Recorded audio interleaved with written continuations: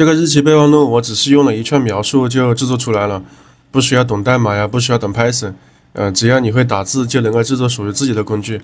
目前 AI 发展的速度真的是太快了，快到我们还没有普遍的去使用它。在介绍这个工具之前先来看一看这一个制作的备忘录吧。它的功能都是可以根据你自己的一个需求来进行一个设计的。我这里是做的比较简单的了，只有几个功能，但足够实用了。日期下面可以选择具体的一个时间，比如这里设置一下9点30开早会，再设置一个下午17点半阅读。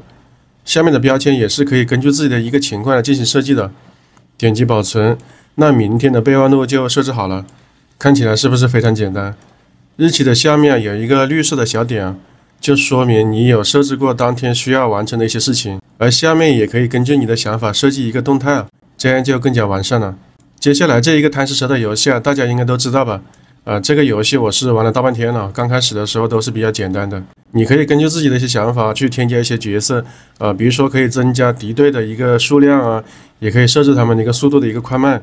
小时候玩的游戏的功能都比较单一的，你会觉得比较好玩。而现在有了这种 AI 的工具各方面的功能呢，都可以根据自己的一个想法进行一个大胆的设计，这样也更加有趣味性了。总之，只要你想得到的，这个 AI 工具都能够为你做到的。而且这个工具也不单单只有做这种游戏的一个功能，它还可以制作网页还可以制作一些数据分析的工具，都是没有问题的。我是刚接触不久所以今天以这个游戏来切入主题吧。我觉得游戏更容易上手一点吧。嗨，大家好，我是老廖，欢迎来到我的频道。前面制作的那个工具和游戏都是用那个 WebSim 的一个 AI 工具制作的。下面我们就来讲讲什么是 WebSim。WebSim 是由 AI 驱动的平台，允许用户通过输入提示或者是 URL 来生成和探索模拟版的互联网内容。它使用了先进的 AI 模型，例如 Claude 3.5还有这个 ChatGPT 4o， 能够创建交互式的网站、可视化的内容以及功能代码。用户可以通过谷歌或者是 Discord 的账号进行一个登录，并输入提示就可以生成网页。用户可以编辑分享或者是下载这些内容，甚至可以将网站以及 HTML 格式下载，以便在任何的浏览器中打开。我们来到 WebSim 的首页，从时间线可以看到已经有很多人在这个上面发表了自己制作的一个成果了，也能够看到有多少人在浏览。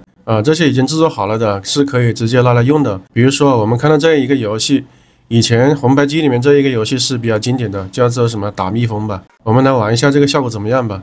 其实它这个画面感还是蛮好的，跟以前的那个显示也差不多。就是下面有一辆坦克，要全部消灭上面的蜜蜂，这样就完成过关任务了。如果你不小心被这个蜜蜂放的子弹打中了，那就损失掉一条命了。能看得出这个设计相当的不错。像以前如果说你要设计一款这样的软件，起码你要懂代码吧，还需要懂一些画面的设计感吧。而现在只需要几句简单的描述就可以完成这样的游戏了是不是节省了很多时间呢？不知道大家小时候有没有玩过那种掌上游戏机就是左边可以控制那个方向键，右边有几个那种小按钮就是我印象比较深的是那个俄罗斯方块，还有那个什么贪食蛇还有一些比如说打飞机的一些游戏。那个时候如果说你家里有一个这样的掌上游戏机，那是相当酷的。接下来我还是以贪食蛇来进行一个演示，只需要在这里输入我们的想法，然后什么都不用管，让这个工具自己跑起来就行了。这下面是目前采用的一些 AI 模型，我在尝试的时候都是使用这个默认的 3.5， 完全是够用的。首先我们让这个 ChatGPT 来写一个大概的一个框架吧。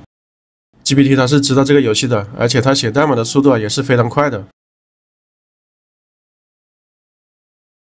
然后将这个 GPT 给出的代码进行一个复制，粘贴到这个 WebSim 这边来，稍微等待一会儿。像这种比较简单的游戏一般等待10到20秒，这个简单的框架就出来了。经过测试是可以玩的。这个界面还是比较简单的，我们可以继续进行一个完善。比如要对这一个画面进行修改，请将画面设置成卡通一些，背景也修改一下。它是支持直接输入中文的，但我这里还是用英文来进行测试。这里出现了 bug， 画面是有一些修改，但游戏却玩不了。我们来进行一下修复吧。可以看到游戏正常了，而且画面也比较卡通了。这个画面感还是看起来比较单调，来增加一点趣味性吧。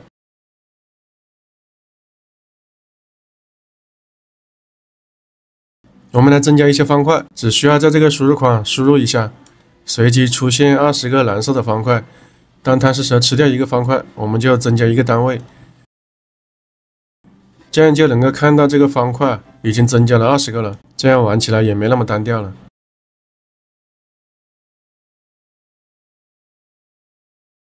继续来增加一些挑战性吧。这里输入每过5秒钟出现3到5条敌对的贪食蛇，当敌对贪食蛇的头部撞击到我方贪食蛇的头部，游戏结束5秒钟自动开始。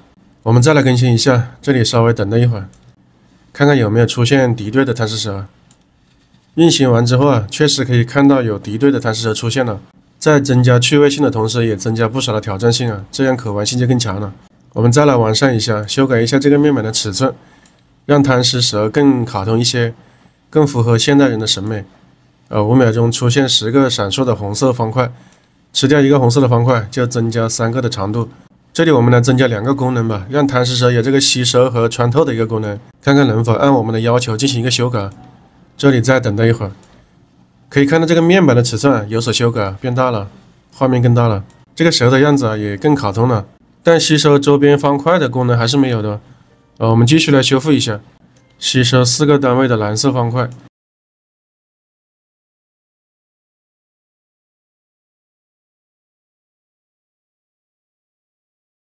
如果出现这样403的话，可以点击这里的2个箭头的按钮就好了。继续等待一下。经过测试，吸收和穿透的这个功能还是没有实现，可能对我输入的意思有误解吧。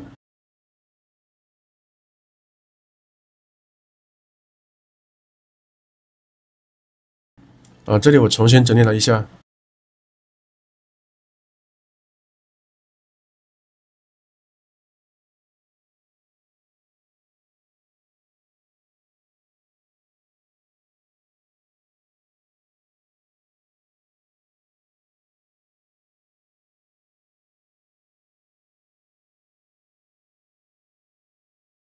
接下来增加一些趣味性吧。每过10秒钟出现5个大的苹果，吃掉1个大的苹果呢，可以增加10个单位的一个长度。